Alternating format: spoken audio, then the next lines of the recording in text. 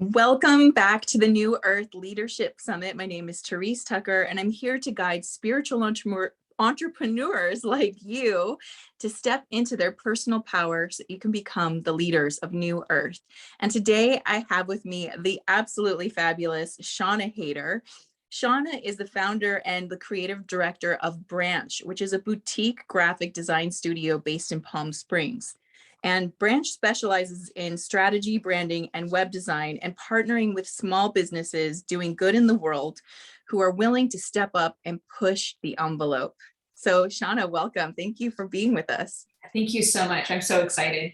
Yay, me too. So just a side note to everyone who's watching this, Shauna actually helped create the Blythe Starlight brand. So all the beautiful branding work that you see with Blythe Starlight was born through Shauna. So, and I'm so appreciative of it. It's like it's my baby. I love it. I love the icons that we created. She really has this beautiful talent for really pulling out of you the essence that you're trying to communicate to the world. And so, Shauna, I actually want to ask you, share the story with us about how you leaned into your own destiny in creating Branch Studio. I think, like a lot of people, I had a very long winding road, and I think oftentimes that's one of the misconceptions when you see people on the web or on apps, where it almost feels like they popped up fully formed. But I think secretly we all actually have quite a bit more behind the scenes. And for me, I think this is actually a little bit of like a good backstory, because a lot of people probably resonate with the story of feeling like your dream career or job maybe was a bit out of reach, because my dream was always to be an artist. And as I got through high school, I quickly realized that I didn't want to be a starving artist. Right. And I also didn't quite know what graphic design was, which is really funny now because it's like my life. But I went to school for business because I'm a Virgo and I'm practical. And then I got done with the business degree and I was like, is this all there is? And I kind of think a lot of us do have that sinking feeling of doing what we think we're supposed to do to please our parents or society or whatever. But oftentimes there's that letdown afterwards of feeling like maybe there's more, but you're not sure what. So I went back to school for graphic design finally at 25. And I ended up working at design studios and agencies for quite a few years, and I loved it. I got so much great experience and really learned the ropes of how things are done. But once again, I kept getting my dream jobs and still having that feeling of like, is this all there is? Like it would wear off pretty fast. And I'm lucky that I've always been surrounded by a lot of female entrepreneurs that are close friends, and I've just always watched them kill it and do amazing things. So I knew that it was possible for me. So I finally had that leap of faith of like, it's now or never. And I went out on my own in 2013, and I haven't taken on a corporate job since. I'm so happy. Yeah, and I'm so happy that you did that because of that choice. I, got to find you, work with you, and my beautiful branding exists because you made that choice. So thank you for stepping into your destiny, because without that, I don't know where I'd be with with the graphics and the also, Shauna, you worked with me on a project that you do called Mirror Brand. Can you quickly explain that to the audience, what that is? Yeah, so one of my really close friends, Sarah Ashman, came up with this process that's not your usual, like when you hear the term like business strategy or brand strategy, that can often sound a little bit cliche of like, okay, like what does this really mean? But she came up with her own version because, so I'm giving Sarah a plug now, but basically what she did is she was working with a lot of female entrepreneurs and kind of realized that there were more layers to them that weren't necessarily coming out. Oftentimes the people that were coming to her and that come to me, they're maybe not on their first business or even their first brand. Maybe they cobbled it together just to get going. And then a lot of the people we've worked with have hit multi 6 figures and then 7 figures. So they've really leveled up with what they had. And they've known that maybe the patchwork of what they have isn't fully aligned with where they're going, and they need to step into that next level. But to step into that next level, you have to be willing to go deep. And, at that next level, it's not about looking around and seeing what other people are doing anymore. It's really about owning who you are. But oftentimes we're too close to that. And that's what I realized. I've been through this process too with Sarah. And if you're too close to it, it's hard to see what's possible for you. So with the mirror brand method, which I'm certified in through Sarah's program, I was basically able to learn how to go beyond the surface and how to tie a business owner's personal story into their brand, because a lot of times the things that we liked as children, or that we've always been drawn to but maybe never really talked about, those are the things that actually make us unique. So I've always loved interiors, and when I think back, even though I'm a graphic designer, when I think back about it, I was rearranging my room. My brother and I were rearranging our rooms from the ages of like 4, and like creating pretend stores and doing all this stuff. And I've always been obsessed with matching my outfits, and I would cry if my outfit didn't match. I was in total pain. But I've always been that way. I've always like arranged everything by color. It's just the way I've always seen the world.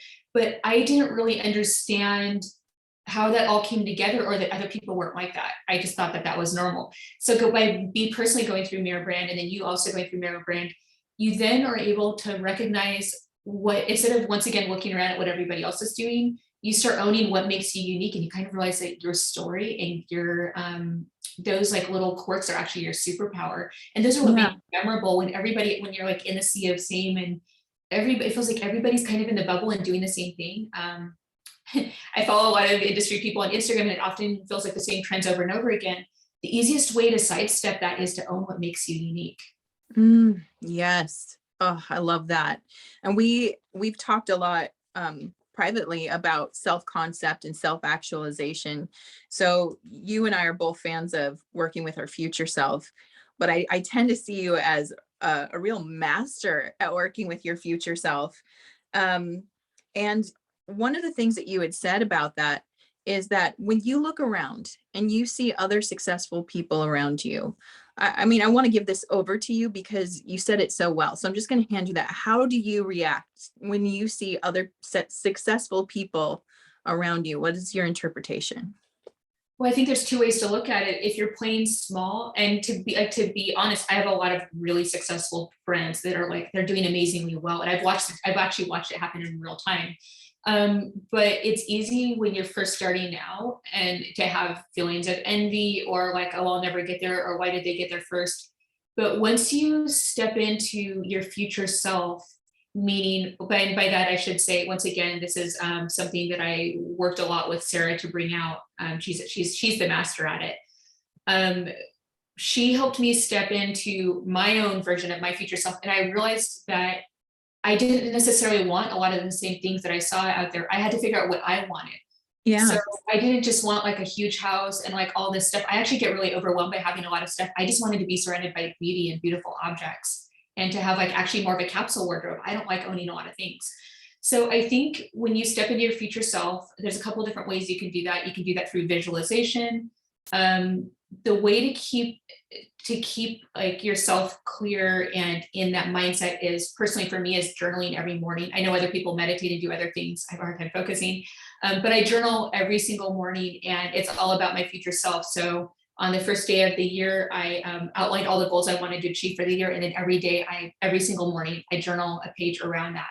So I know that I'm actively working towards it. It might take a little bit longer, but I know I'm on track.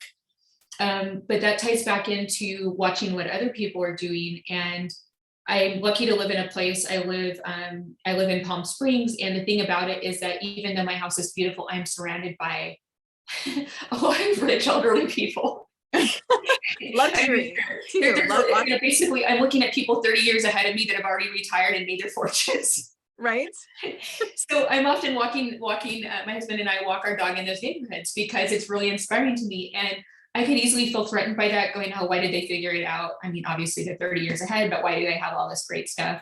But instead, what I think about is, first of all, I'm inspired by the beauty. And second of all, I'm looking at what they achieved and all these like row and row of streets of beautiful houses. And instead of feeling threatened, what I think about is like, okay, all these people figured it out. It must be possible for me too. So I think the same thing with my friends too, because my friends actually are really open about what they do and how they've made their money. So I think that's the cool thing, is like having this openness, and instead of like feeling threatened or closed off, just knowing that other people are doing it in real time. They're not any different than you. Maybe they're a little further ahead on the work that they've done, or maybe they've ran their business for a longer time, or maybe they're just older, or, you know, they've had different circumstances, or, you know, maybe they don't have as much responsibility, or they built a successful business and sold it and bought their dream home. Like, you don't really ever know other people's stories. So just appreciate it for what it is, and just know that at a base level, what they've achieved is possible for you too. What you're reminding me is like the famous quote of the success leaves clues. So you are seeing that. You're like, oh my gosh, if they can do it, so can I.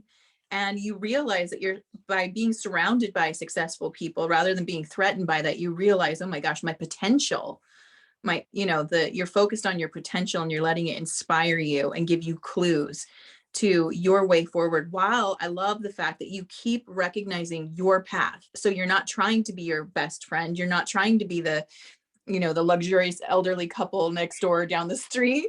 You are trying to be you while being inspired by these groups of people.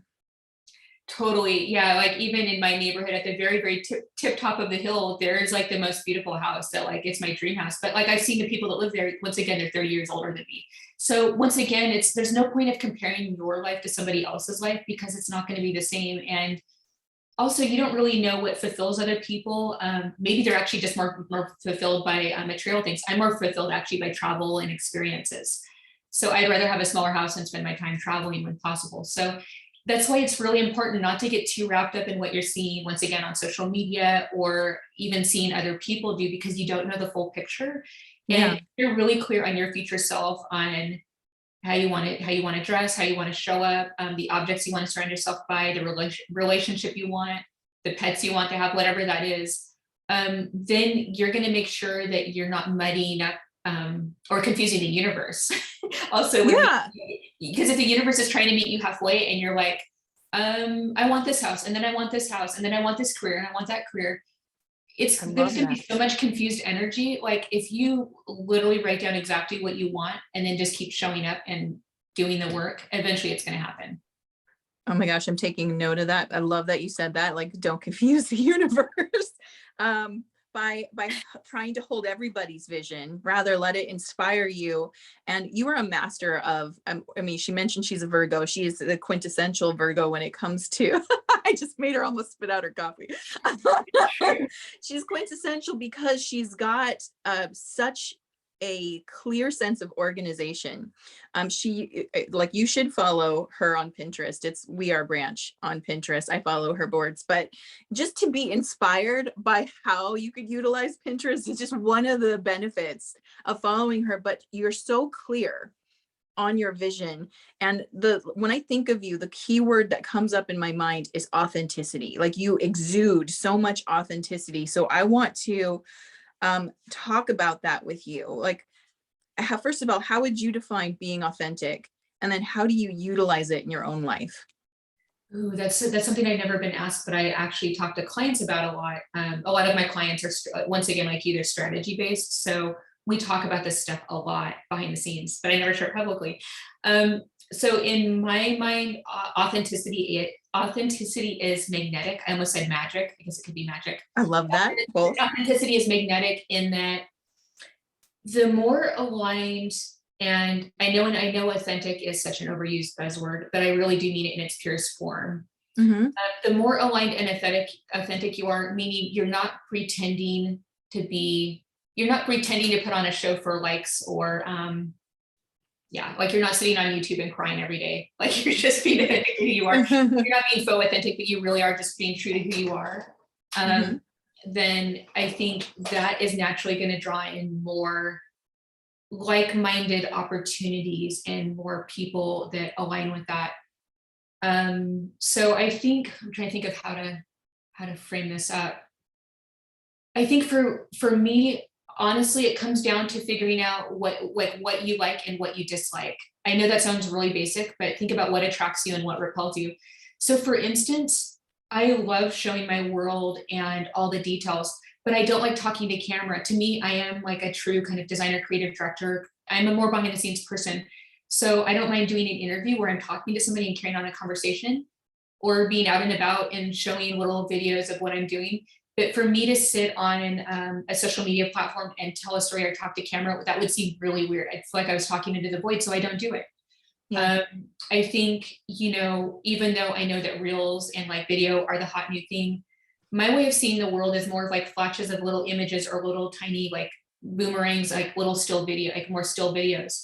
That's just the way I see the world. I see it in snapshots. So even though I'm probably behind the curve, I still show up the way that makes sense to me. Because otherwise it would almost feel like a bad makeover if I was trying to put on a show and like fit into this mold of what society was telling me to do, or the algorithm was telling me to do.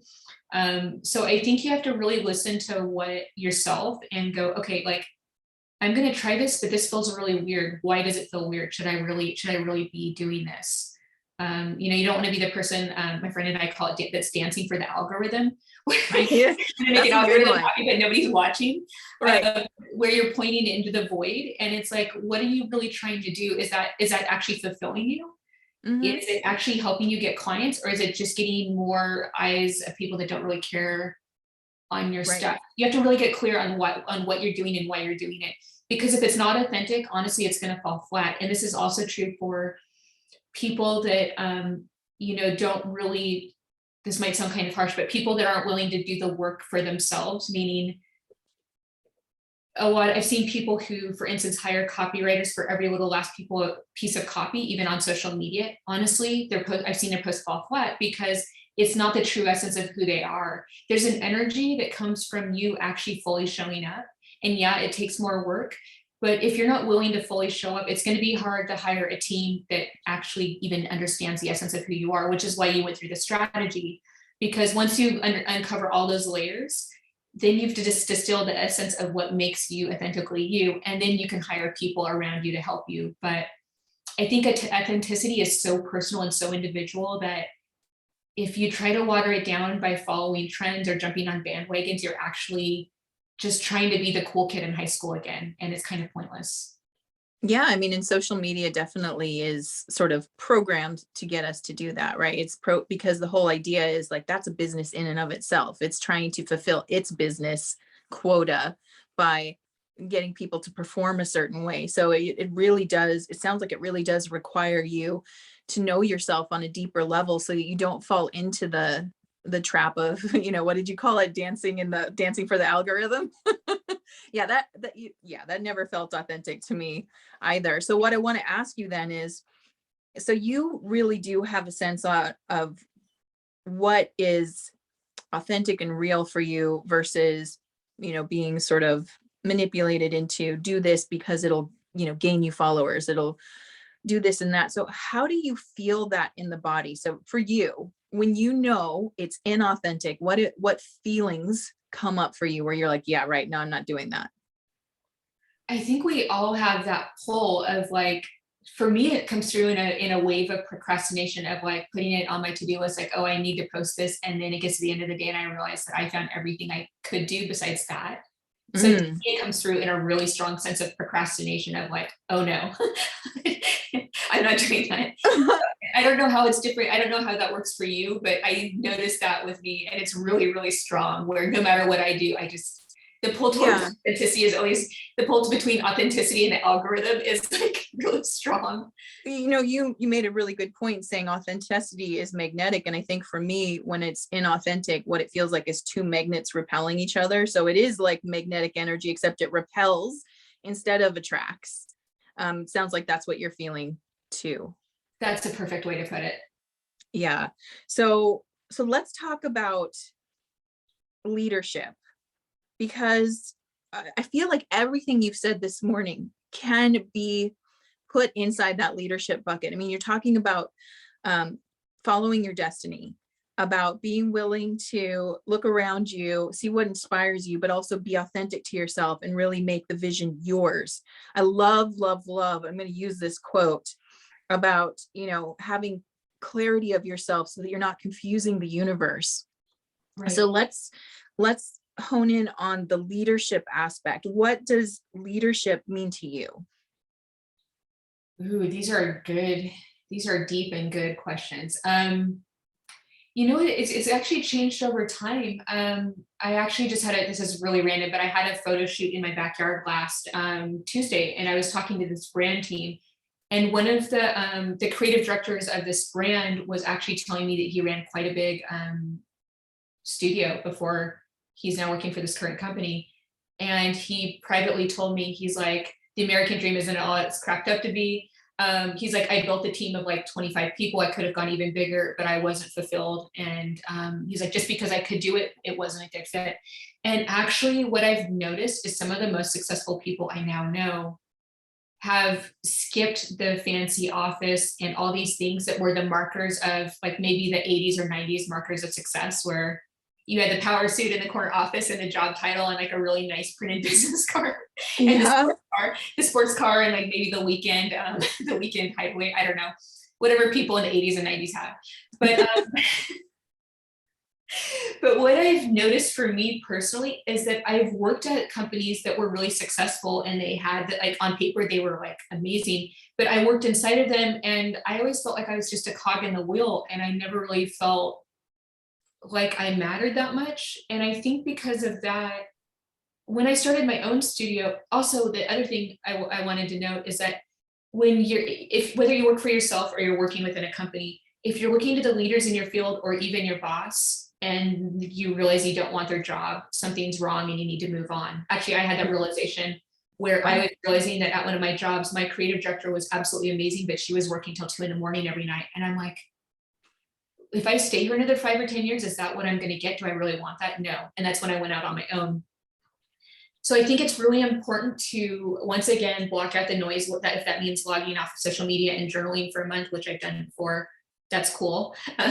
Whatever you have to do to like really get into your head and figure out what you want, it's going to be unique for every person.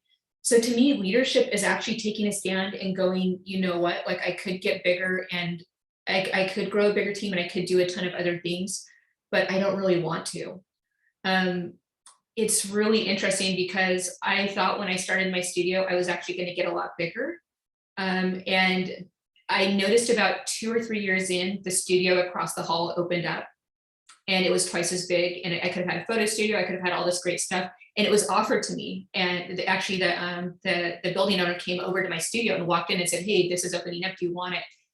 And I had this weird feeling of like, no, I don't, but I couldn't figure out why. And then I realized that anytime I watched a business get bigger, a lot of times, especially a creative business, it kind of lost the essence of what it was about. And to me, like as an artist and the like creator, I saw things kind of get watered down, especially at companies I worked for, where you bring on the big retainer client to pay the bills, and then you bring in the team, and then you need to feed the monster, so you bring on another retainer client, and you keep doing that. But you're never really getting ahead. It's kind of like a cat chasing its tail, and you realize that in the end, you're maybe not making any more money because you have this huge team and you're not getting to spend as much time actually doing what you set out to do, like whatever your dream was. So for that reason, I've intentionally stayed small. My studio was custom built in my backyard. I work from my backyard every day. I hop on Zoom and talk to my clients around the world, and I'm really happy, like in my backyard. So several things are coming up that you're reminding me of. First of all, it is so clear that you're the quintessential artist because the professional artist understands limits and they choose their limits intentionally because it makes great art, right? So having personal limits allows you to really bloom and grow and get creative. When we have access to everything, we sort of lose that drive to create because it's too easy. It's like there's too many things available. That's so perfect. You just hit up on something really important, so important that I often think a lot about. When you have too many decisions, you have like there's too many choices to make in a day, you're so exhausted. I noticed this from like when I was like really, really young, like maybe 7 or 8 years old. Back then, like this was in the 80s, like late 80s. There wasn't like obviously like there wasn't like the real internet yet. That is a little bit off. So I would wake up at like 6 or 6:30 in the morning to watch the European fashion shows on VH1. I don't know if anybody else remembers this except me, but they would show the European runway shows for a half hour, like really early in the morning. But what I noticed is that when the designers would walk out on the runway at the end of the shows, everybody claps for them and congratulates them on the collection. They were always wearing a uniform. So I noticed that these designers were creating these completely outlandish collections I was really inspired by, but they had their uniforms. So if you think of like Gianni Versace or Donna Karan, or actually Steve Jobs is the tech version of that, they might be wearing like a black t-shirt or turtleneck and jeans, because Right. they needed to save their power. They had the vision. They were the creator. They didn't have anything to prove. Their work was doing the talking. So Yeah. they had this uniform way of dressing. They weren't trying to make 20 other decisions about what to eat for breakfast, what to wear. They had it all down. They probably had their assistant go out and get their coffee, the same black coffee every day, but they Yeah. had it down to a fine art so they could conserve their energy. And I didn't really put it together till later on, but when I worked at the top design studio, my final job before I went out on my own, I noticed that I was dressing up every day and like having a really great time with fashion, but Yeah. all of my peers, they were kind of in uniform dressing. And now I understand why. I didn't at the time. I was younger than them, but now looking back, I'm like, oh, they had families. They had these like really intense jobs. They were like more managerial positions. They didn't have time to figure out what to wear every day. They just put on their uniform and went to work. So I think when you're younger, you look at that and you're like, oh, that's really boring. As you get older, you're like, oh, I need to conserve my energy so that I can like put my best work into, whatever my artistry. Well, and I think that comes down to understanding your future self vision, because when you say uniform and I look at you, for example, it's not boring what I see when I look at you. I mean, but it is intentional. That's what I'm hearing you say, is that instead of spending all your creative energy on like, how can I look different today? Or how can I stand out and really, shine as a personality? You're like, no, I'm going to go back to what what is the essence of me. I mean, funnel that creative energy into what I can create for the world. Yeah, well, part of getting clear on your strategy, and I don't mean that in a super businessy way. I mean more of like who you are as a person, Mm-hmm. means that you can fully show up. So what happens is when you get clear, when you have that alignment down, you know exactly what works. So once again, you're not walking into a store and going, wow, there's 50 different colors I could wear and 100 different cuts.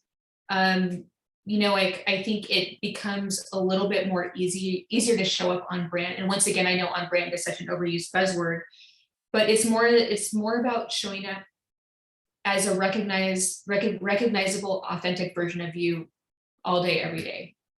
So would you agree with this statement that um, when you are clear on who you are as a person, you can more fully show up, and that allows you to be an authentic leader? Totally. I actually wrote down a quote before we started that I saved on Pinterest. I love it. Of course. But this quote is something that I come back to a lot, and I'm reading it off my notes, but it's attract what you want by being what you want. And to me, that's the most purest version of it, in that when you show up as an aligned version, I mean, I basically got ready in 10 minutes. I threw a cardigan over my tank top. I have 3 of these cardigans in different colorways. I have 1 pair of like nice earrings. I always have white nails. It just, by showing up as the truest version of yourself, people, once again, you and I talk a lot about energy and energetics, and it's something that it's subconscious often, where they're not going, oh, there's something different about her, or I've been scrolling for ages while I'm in the Starbucks line, but there's something about her image. Yeah. But energetically, there's something that shifts, where when you keep showing up and you're in alignment, to me, it's not boring. It's like locked in. Like, I don't need to play the game anymore. I know who I am. I know what I want. I know who I'm here to help, who I'm here to serve. Like, go ahead and all of you people can keep playing the game. I'm done with it. Like, I can't be played. Like, the universe can't play me. She can't be bothered, guys. But you know what I mean? Like, I'm being a little bit extreme in the explanation. But I think once you have that down, and you're like, okay. Can I just say this? Because I truly do adore Shauna, everyone. I mean, I think it's pretty obvious I do. But what I love about Shauna is, like, one of your keywords, for example, is editorial. It's how it's how you style yourself. It's how you do social media. So when you said, I'm not into the getting on camera in front of video and explaining things, it's not really editorial. The way that you see the world is in these snapshots and like a magazine in a way. So when you look at Shauna's feed, again, if you check out We Are Branch on Instagram, it's gorgeous, gorgeous feed, but you can totally feel the essence of editorial.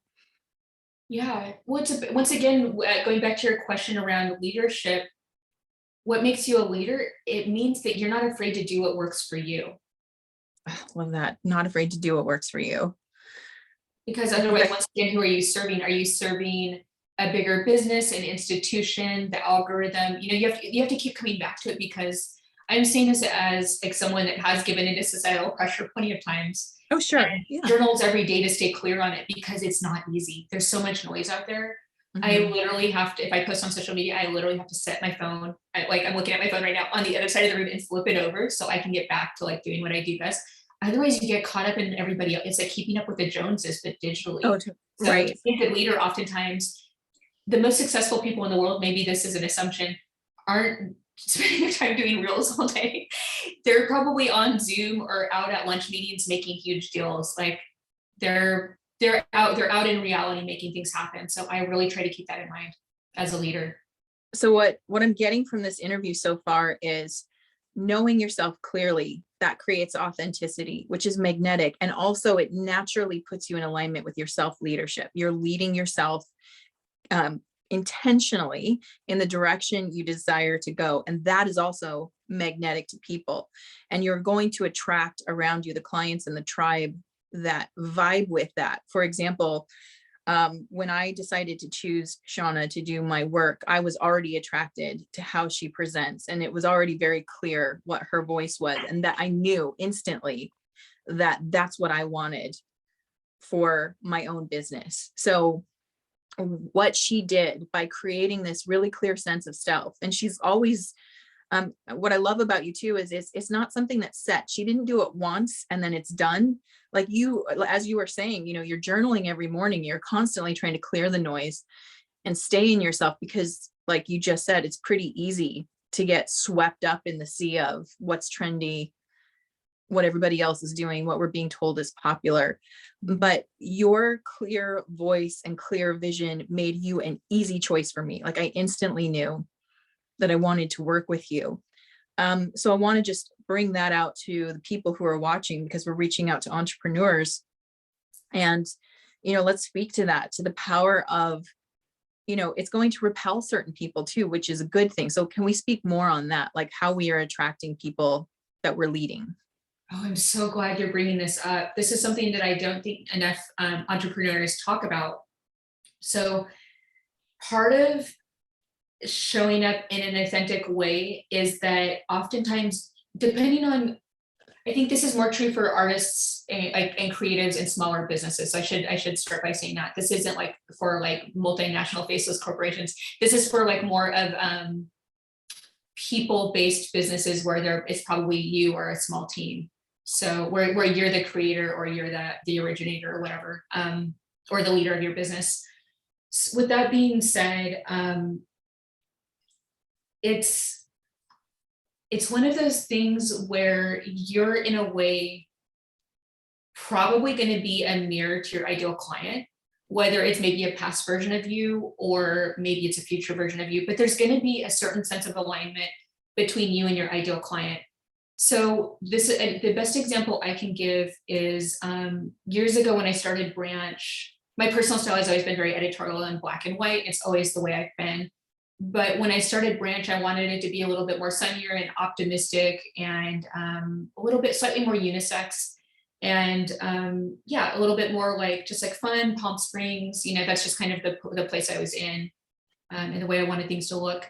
But about 2 years ago, as I started going through more of this introspective work and stepping in more to the leadership, less of like the service provider and more of the leader role, what I noticed is that for Branch to feel fully aligned in in the moment and where I currently was, I had to show up more. I personally had to show up more. I couldn't just be behind the digital curtain. And I also had to be more expressive of who I actually was, down to like the wallpaper. Like the wallpaper wasn't in my studio until a year, maybe, like a year ago. I had a blank white wall. But part of like doing all the introspective work of uncovering my childhood dream of wanting to be an artist, and actually rediscovering the photo of me as like a 4-year-old wearing a beret, I'm like, okay, this is who I was meant to be. I still want to be this person. Why haven't I been showing up? And once I started showing up as that person more fully in the last year, it was an immediate shift. And I'm sure you noticed this too, once your branding was done and you're like, wow, I feel seen, and now I can show up and others can see me for who I really am. So Yes. once I made this shift towards using more editorial fonts, actually like owning the color black and like actually using higher contrast color schemes, and just showing up like this, I would literally get on calls. Like I got on a call on Thursday and like the perfect fit client showed up that I had never met before. And she showed up in all white and said, I love editorial style design. And I'm like, really? But it wasn't until I started showing up as who I wanted to fully be and like embodying that, that the clients started to show up. I was like many small business owners where people would show up and tell me what to do, and, you know, basically be very almost domineering and say, well, this is my vision, I want it to be this way. And they weren't really being as collaborative with me. And as soon as I took the time, invested the time, the money, and the blood, sweat, and tears to actually get clear on who I was, and then started actually embodying that, the energy just like shifted. And I wish I would have known this years ago. It took me forever to figure it out because we're all on a different path. But I think that's part of attracting your ideal clients, and being authentic is knowing that if you're showing up as who you fully are, then they can see you and they have a better feeling of your essence and what you can do for them. But if you're hiding behind like tons and tons of layers, how would you expect them to really know and resonate with you? Like, I feel like it's probably the same with you, where there's going to be something that just automatically draws them in and they know that you're different than everybody else in your industry. Yeah. And one of the things that I learned from working with you and adopting the branding that really felt in alignment with my big vision for my business is that I stepped up differently once it was there. Like it suddenly became a bar. It became the bar I had to set myself to, because nothing under that branding, like I couldn't do anything half-ass. I couldn't just put things out and be like, I made this, which is what I used to do, like way before we worked together. There was a lot of taking my creative energy and just expressing it however it wanted to come out.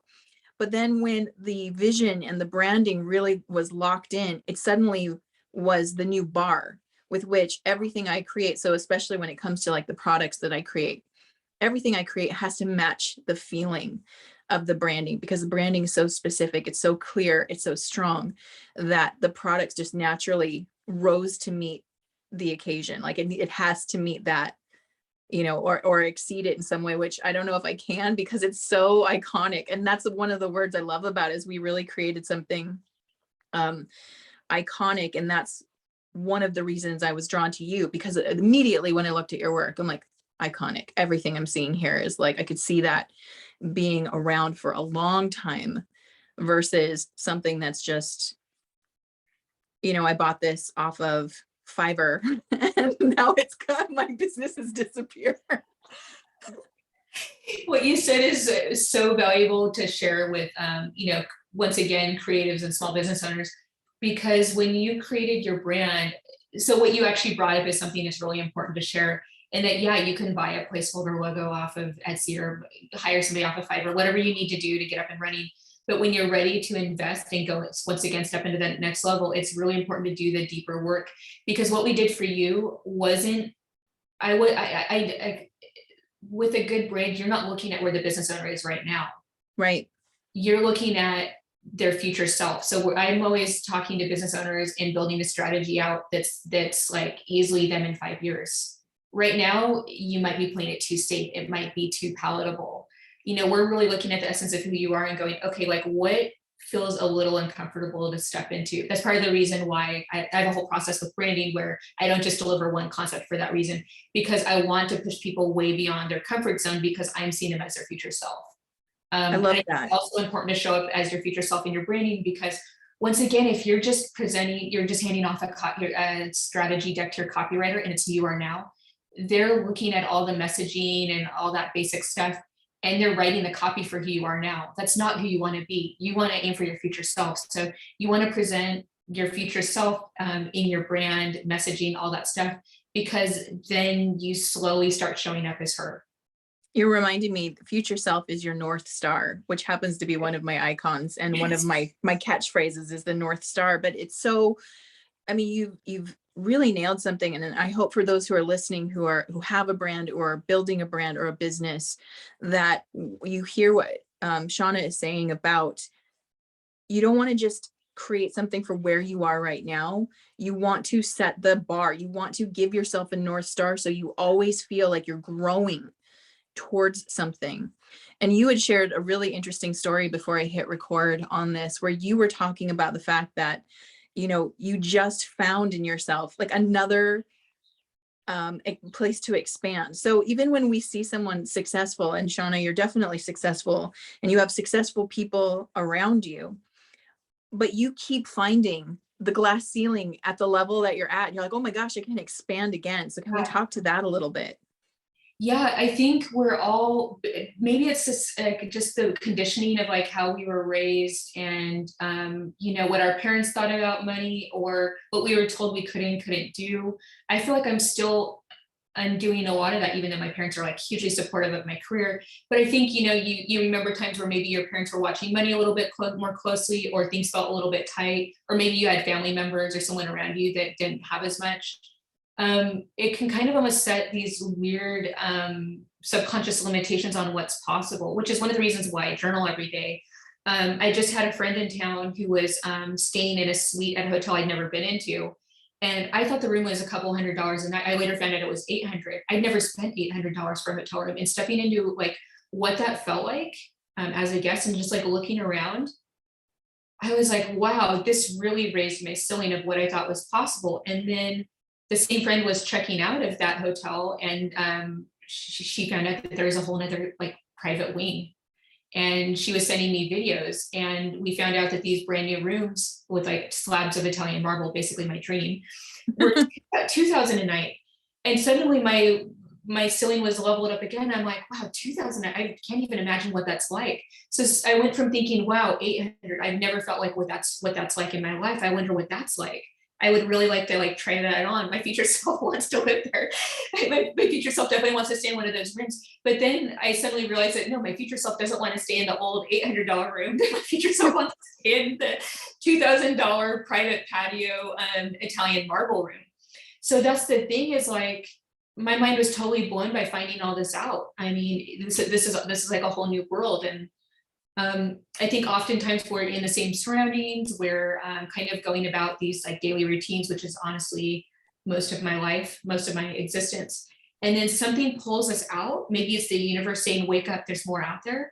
And it just shakes things up. And you're like, wait a minute, like there were people booked into those rooms. Somehow they were able to afford those $2,000 a night rooms. Like I think only 2 of the rooms were filled, but that's not the point. But Right. just knowing that people were staying in those rooms, and to them it must have not been that big of a deal. I'm like, okay, there must be a way for me to experience what that's like too. That's amazing. And you know what I want to bring up too, since you're talking about finance and excuse me, finance and expanding yourself in your financial capacity, at least mentally, what can I hold financially? And you work with a surprising number of spiritual entrepreneurs. You actually have quite a few spiritual entrepreneurs that you do branding with.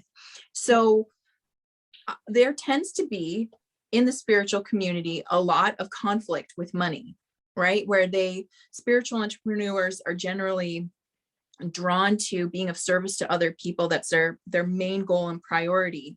Right. And sometimes they have a block in receiving, right? So money tends to be an issue for them. And since we're talking about this, we're also talking about leadership and going into new earth. And we haven't really talked about what finance or money or the energy of holding money looks like. But so the people who work with you, who are spiritual entrepreneurs, obviously have some sense of capacity that they're like, this is worth spending the money on because of the incredible service I'm getting, the incredible clarity I'm getting, the North Star of my business I'm creating with Shauna. So what can you identify a few maybe traits of spiritual entrepreneurs that you work with who clearly are more comfortable in the money zone? Because I think that could help people listening.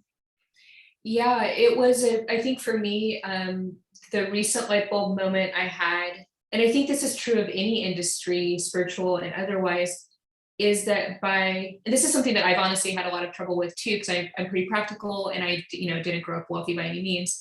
I think we all have like a way lower bar than we could have. And what I've realized is that by bringing in more abundance, we're showing our audiences that it's possible. I think it really comes down to that. So in a way, it's not about,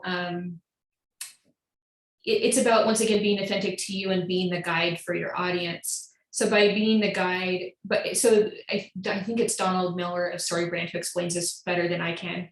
He talks about, there's two ways to lead your audience. You can either be the hero, which is more of the flashy, look at me, look what I have, look at my bling, and it's like very ostentatious and over the top. Or you can be that's if you're the hero. If you're the guide, you're leading them through this journey and you're showing them what's possible. So for me, it's more about, I think this is true of the clients I've worked with, they're not ashamed of what they've accomplished because they want to show anybody that is thinking about working with them, or even their current clients, that I've done this and you can do this too. So it's about leading by example and opening the door to show people what's possible. And I find that really positive and empowering and inspiring. Obviously, there's a way you can do that can feel very, once again, kind of icky. And that's where your authenticity has to come in. Like, how much do I want to show? Do I want a sense of mystery? Do I want to show more of like little snippets and details, which is what I tend to do? Some of my clients are great at talking to camera and explaining this in a more concrete way. But even with that, once again, they're showing, their goal of doing that is to show their audience that you can totally do this. Well, yeah, and you're one of your best friends, Gala Darling. Has the high vibe honey.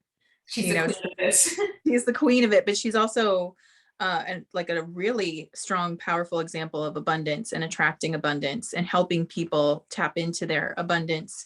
So what I'm hearing from you is, and this is going to the audience, we're not doing anybody any favors by holding back abundance in our own life.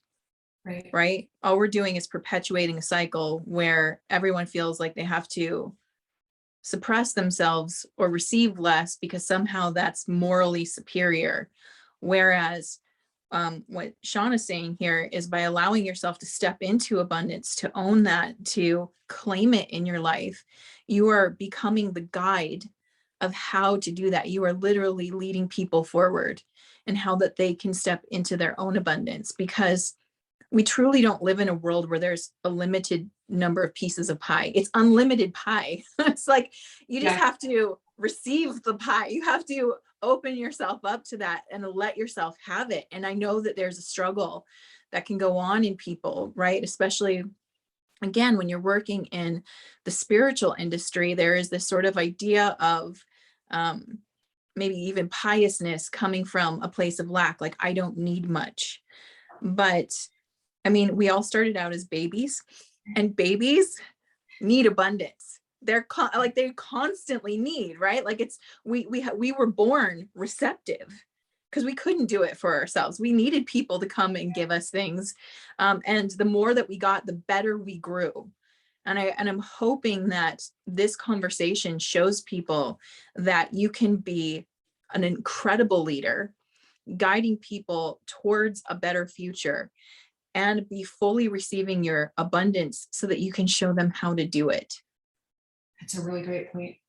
I think on a final note, the other thing to do that maybe would make spiritual entrepreneurs feel more comfortable, once again, this is something Gala excels at, is it's not just about showing, it's about telling. So it's a show and tell, it's 50-50.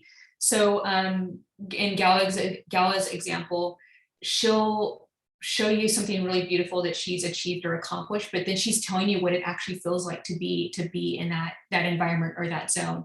So it's not necessarily about the object, or it's not about the shiny object. It's more about like, this is what it feels like. And by understanding what something feels like when you're watching somebody that's achieved something you want, you then have a better understanding that, yeah, the object is a nice reminder of that, but it's more about how you feel. Like, does that make you feel more successful? Do you feel more like your true self? Do you feel like you've achieved something that you've always wanted to? What does it feel like to like live out your dream? I think that's the other side of it, is that it's not all about flamboyance and like just being in your face or anything like that. You can do it in a really classy, aligned way. Once again, it's authentic to you. And by once again, taking your audience on that journey and sharing the story behind this achievement, like how you've always wanted it and what it means to you, and explaining to them then what it feels like. They want to know what it feels like, honestly. I think that makes it more relatable. That is such a good point, and it's true. I mean, there's so many people that I, look to for guidance, that I'm, following and trying to understand their process so that I can then embody it myself. And I'm never following people who are living just an average life. I'm not, you know what I mean? And neither are you. We're not following the people who are like, I don't need much and I can't, it's fine. Whatever's happening to me is happening. No, we're following the people who are like, this is my life. I own it. I take it. I want it. You need to record that. This is my life. This is my life. So, and I feel like, so we haven't talked much about New Earth in this interview, but just to really kind of bring it in at the end here. So New Earth really is this raising of our consciousness, our vibration, raising to higher levels and creating an energy in the world that's more in alignment with, the good of all, right? So we're lifting ourselves up to work together. We're working towards the good of each other. So when you win, I win. And I see your work as doing that already. So I see that when you come to a project, because I've worked with you several times, you're bringing your all and you're there for me to win. Yeah. I love that. I love that about your work because, there are people who are out there doing the same thing that you do, but they're there for the money. And it isn't so much about whether or not this business finds that North Star or hits the mark. It's about just doing the job, getting it done, right? And quickly if we can. So I already see you as an example of how we can work in higher level of consciousness, where it's our work. Like you said, you actually, another thing you said is that you conserve your creativity. You conserve it instead of spending it on yourself. You're actually conserving it so you can give it to other people, which I think is a beautiful example of what New Earth business would look like. So what I want to ask you is, what is one tangible step that you think others can take to create that same energy in their work? Ooh, this is something that I've actually been talking a lot with Sarah about. I think the New Earth way of looking at things is that it's less transactional, meaning you, in a very simple, concrete way, if you're in business for yourself, yeah, we all need to make a living, but there has to be something more there. Once again, it's about the deeper levels of why you're showing up. It sounds very Tony, I'm going to get all Tony Robbins on you, but there has to be a deeper level, a bigger vision. There's something more behind what you're doing. So yeah, like I'm fulfilling my dream of showing up and being a graphic designer and brand strategist. But really, I love seeing small business owners succeed. I love watching my clients do amazing things. And, and the people I like to work with tend to be doing good in the world, however that is, however that like comes out for them. It's once again, not transactional. People that just want to be famous for no reason, or if I'm on a call with them for 30 seconds, the first thing they say, they don't talk about their bigger vision or how they want to help people, and they just want to be on a stage next to Oprah. Those clients probably aren't the right fit going forward. The people that I want to work with are, you talk to them and they get so excited. I just finished working with a jewelry designer, a high-end jewelry photographer. When I asked them strategy questions, they just lit up and they were so excited to talk about what they did. You could tell that there was something more there, and they were fulfilling their passion. But what kept them going wasn't the money, because we can all figure out ways. There's probably 100 easier ways to make money than the careers we chose. I can tell you that. Yeah. Get into crypto or right. There's so many other ways to probably get into the stock market. There's probably other ways that are potentially easier to make money. but you do what you do for a reason. So I think if you're truly passionate about what you do and you're showing up fully every day, not all days are going to be easy, not all days are going to be good, but if you just give it your all every day and you're showing up and showing the best version of your work and your best self, which is probably your future self, you're naturally going to attract more of that. And I noticed once again that a switch flipped a couple of years ago when I got off the hamster wheel of just going through the motions of, taking on another project, delivery. It just felt like the same thing over and over again. Once I got more strategic and I started going deeper with my clients and I saw how excited they were about what they did, and it got me more excited, I delivered better work. And when I delivered better work, it once again felt less transactional for me. It felt way more collaborative. And the work we put out felt like the perfect alignment of them and me coming together. And it also didn't look like everybody else's work because I was getting to know them on a deeper level. It wasn't just like, oh, let's do what this person's doing. It's like, no, let's pull inspiration so we can make sure that we're current and aligned with what's going on in the world, but let's also go deeper with you. And once again, that takes the transaction out of it. A project might take a little bit longer. It might have a little bit more twists and turns, but when it comes out, it doesn't look like a bad makeover. It's not like they're trying on somebody else's brand. And I think you're a perfect example of someone that was so invested in the process. You didn't phone it up, you showed up fully. And by you showing up fully and being ready to commit, it made it easier for me to deliver amazing results. And absolutely. And as a client of yours, I can say that the product, what we produced has been priceless. It really has been priceless. So I want to share with people that Shauna is sharing with you her 5 ways to elevate your client experience. And that's a link that you can see right here on the screen. And it'll also be in the email that accompanies this interview. Please download it because it's such a beautiful gem. She's giving you a framework to start with. And then Shauna, if people are watching this, and I know there's going to be people who are like, I want to work with her. How can people work with you moving forward? I try to make it as easy as possible without any smoke screens and a ton of hoops. All you have to do is go to wearebranch.com, click the contact link, fill out the form, and you'll get an immediate reply with a current services guide. That's so awesome. And listen, I would definitely download this as a tool to keep because she's so great at helping you get this clarity, helping you move towards your authenticity, your North Star. And it's a great way to start this process. I think that you'll get a lot of value out of this packet that she's put together for you. So do download that. Shauna, this has been incredible. I swear, like every time I talk to you, I could just like time stops and we have amazing conversations. So thank you again for being so generous with your time and with everyone who's watching. Thank you so much. I really appreciate it. Absolutely. All right. I will see you all at the next show of the New Earth Leadership Summit. Stay magical.